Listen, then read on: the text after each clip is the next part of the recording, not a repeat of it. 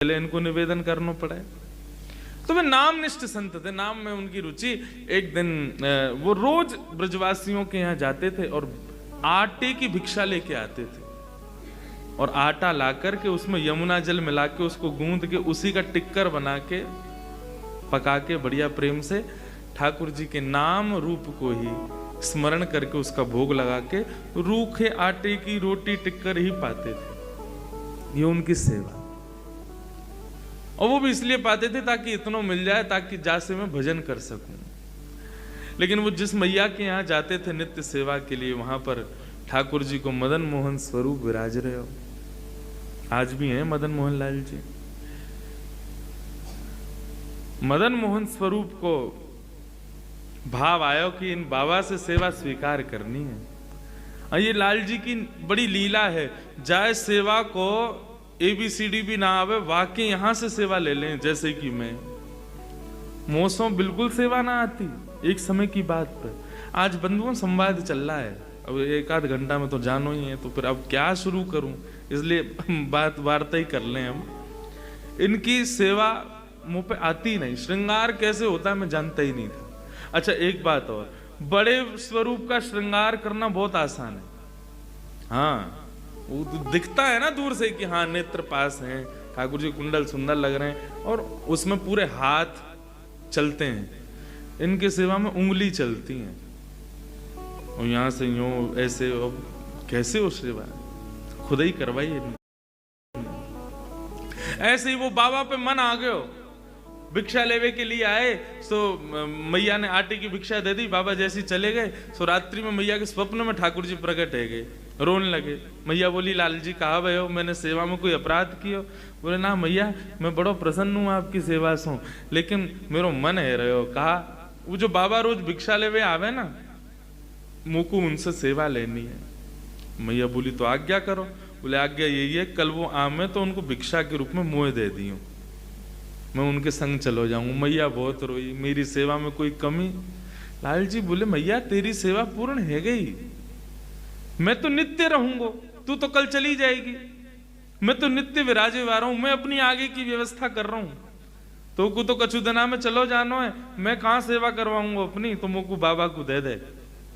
मैया बोली मेरा तो मन न माने, आप मेरे हृदय हैं। बोले प्रभु आप कृपा करो, मुझको उन्हीं को दे दो। दूसरे दिन बाबा जैसे पधारे, मैया रोती रोती गई, बाबा तुमने कहा कर दियो, कोई टोना टोटका कियो? बोले कहा मैंने कहा कियो मैया? अरे मेरो लाला रो रहा है, रात भर रोयो कि मुझको बाबा के पास जानो, उनके पास ही रहूंगा, उनसे सेवा लूंगा। मैया कहाँ है ठाकुर जी? बोले भीतर विराज रहे हैं। ठाकुर जी देखे, बोले आप रात्रि सपने में आज ठाकुर जी आवे तो कह दियो मुंह पे सेवा वेवा ना आवे, और ना मुंह पे जगह न बिठावे की, सुलावे की, खिलावे की, मुंह पे कछू ना है।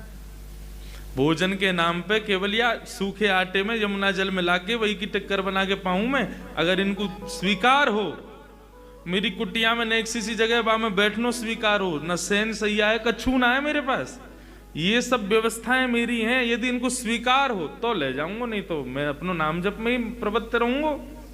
भैया ने कही हाँ तुमने बढ़िया बताई, बढ़िया मैं बता दूंगी, बहुत बुरी व्यवस्था है, मना कर दो मत जाओ।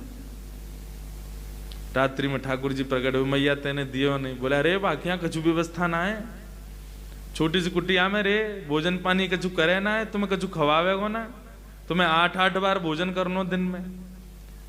कल हमारी समधन कह रही है, इतने बड़े बड़े उनके सामने, श्रीनाथ जी के सामने वो हमें मोहन थार, सागर और एक आध नाम है भर भर के आमें। गोवर्धन पूजा पे तो नियम है, जब तक ठाकुर जी की नाभि ना ढक जाए इतना ऊंचा ऊंचा भोग लगाओ ठाकुर जी के आगे।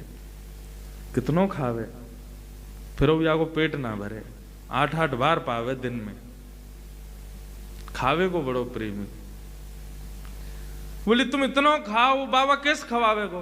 बोले मैया चाहे कछु नहीं खवावे, चाहे मुंह को एक कोने में रखे, मुंह को नवावे धुआवे ना, लेकिन मुंह को वहां से सेवा चाहिए, वहां की सेवा में सुख मिले।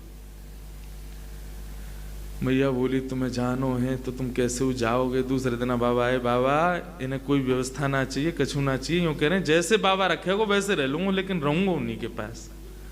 बाबा बोले ठीक है लाओ दो। ठाकुर जी आए, ठाकुर जी को लेकर के अपनी कुटिया में लाए, एक कोने में नेक हल्क को पत्रों से एक कपड़ा बिछा के अब ठाकुर जी को विराजमान कर दियो।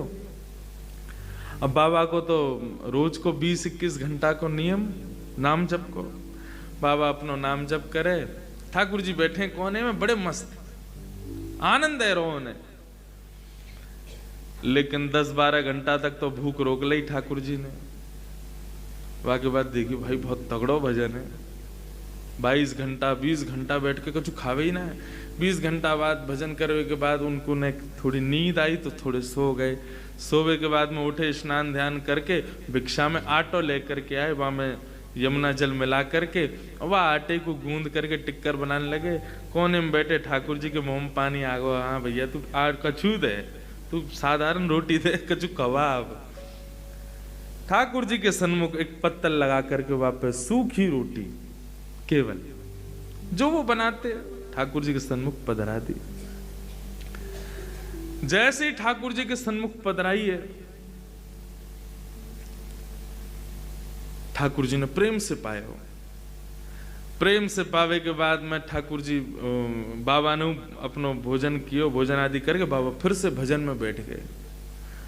जैसे ही भजन में बैठे तो 5-10 घंटा बाद ठाकुर जी प्रकट भये और प्रकट होकर के वाके हृदय में कहने लगे, बाबा मोको तुम्हारी सेवा में खूब आनंद आ रहा हो, तुम्हारी कुटिया में खूब सुख मिल रहा हो, सब बहुत सुखी है रहूं मैं, लेकिन बाबा मैं बस इतना निवेदन कर रहा हूं कि आप आटो तो लेके आओ ही हो, नेक नमक और ले आया करो।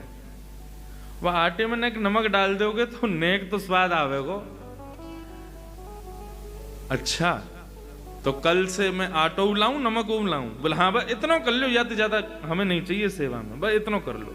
बाबा बोले ठीक है। अब सबके यहाँ गए आटो लेवे के काजे, तो बोले कि नेक नमक और दे। बोले बाबा जीव में चटोरोपन आने लगो।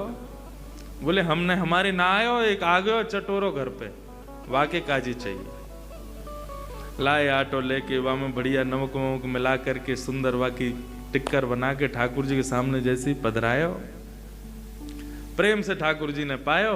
पाने के बाद में बाबा अपना भजन करवे बैठ गए। 2-4 दिन ठाकुर जी कुछ नहीं बोले, 2-4 दिन तक बाबा यही नमक रोटी खवावे। 4 दिन बाद ठाकुर जी फिर से आ गए। बाबा अब का भयो? बाबा सब ठीक है, एक आलू और लिया करो। वह आलू को उबाल के या फिर भून के वहां में बढ़िया नमक डाल के ने एक चटनी सी है जाए तो ने रोटी निगलवे में ने सुख मिलेगा। तुम तो केवल रोटी आटे की बढ़िया वहां में आटे और नमक की रोटी खवाए तो बात कहाँ सुख मिले? बोले हम तो पहले ही कह रहे थे हमारे यहाँ कुछ नहीं। बोले बाबा यहाँ में कछु और करना, थोड़ी एक आलू लिया बस, तुम मत खाइयो मोह खवाए दे करो। बाबा बोले ठीक है। दूसरे दिन गए तो फिर भिक्षा में आटो भी लाए, नमक भी लाए, आलू भी लाए। भून के आलू बाबा ने बढ़िया वाकू मीण करके चटनी बनाई और ठाकुर जी के सन्मुख पधराई। ठाकुर जी प्रेम से पाए। 2-4 दिन कुछ नहीं बोले, बढ़िया आनंद आया। अब 2-4 दिन बाद ठाकुर जी फिर से प्रकट भये। बाबा बोले अब का है गो? बोले अब रोटी भी बढ़िया है, चटनी भी ठीक है, बाबा कोई दिक्कत ना है, बस एक निवेदन हो। कहा सूखी रोटी ना निगलवे में गले में इर्ज जाए तो ने घी चपड़ दे करो। कल सेवा में जाओ तो एक कटोरी घी ले आई हो। बाबा बोलो मुझ दिख रहे हैं तुम्हारे लक्षण काहे जा रहे हैं। बोले बाबा और इसके बाद में कुछ नहीं कहूंगा, तुम घी और लिया आओ बस। दूसरे दिन बाबा घी भी लिया है। अब रोटी बने, आलू की चटनी बने और उनमें घी डले। ठाकुर जी प्रेम से 10-15 दिन कछु नहीं बोले। एक दिन ठाकुर जी फिर प्रकट भये। जैसे ही प्रकट भये बाबा ने अपनी माला छोड़ी, ठाकुर जी उठाए वह मैया के यहाँ ले गए, ले धल्ले आए। बार बार आ जाए और आके कभी न्यो लिया, कभी आय लिया, कभी वाय लिया, मुंह पे ना होगी मेरो नाम छूट तो जा रहा है। जैसे ही ठाकुर जी बाबा मैया को देने लगे, ठाकुर जी दौड़ करके बाबा के गले से लिपट गए। बाबा तुम जैसे रखोगे रहूंगा, लेकिन रहूंगा तुम्हारे पास, अब ना जाऊंगा कहीं। कैसे कृपालु है, कैसे दयालु है नाथ। हमारी कैसी भी सेवा हो, वो हम पे कृपा है ठाकुर जी की। धीरे धीरे हम सेवा में बढ़ोतरी करें, धीरे धीरे सेवा में कछु सुंदर प्रदान करें, लाल जीवा को स्वीकार करें, लेकिन फिर भी हम कैसी भी कर दें, ठाकुर जी कभी कुछ शिकायत ना करें। और ये ऐसे ही हमको होना चाहिए। जब लाल जी ने हमसे कछु नहीं कही, कभी लाल जी ने हमारी व्यवस्था में, हमारी सेवा में कभी कोई कमी नहीं निकाली, तो हम ठाकुर जी के दिए गए या सुंदर जीवन में क्यों कोसते रहे, क्यों कमी निकालते रहे? आपने ऐसा कर दियो, वैसा कर दियो। कोसना खुद को कोस लो, कोसना अपने क्रियान को कोस लो, लेकिन ठाकुर जी से कुछ मत कहो। ठाकुर जी ने तो सब प्रेम से प्रदान किया है। सूरदास जी कहते हैं, बिन गोपाल को नहीं अपनो, गाइए, बिन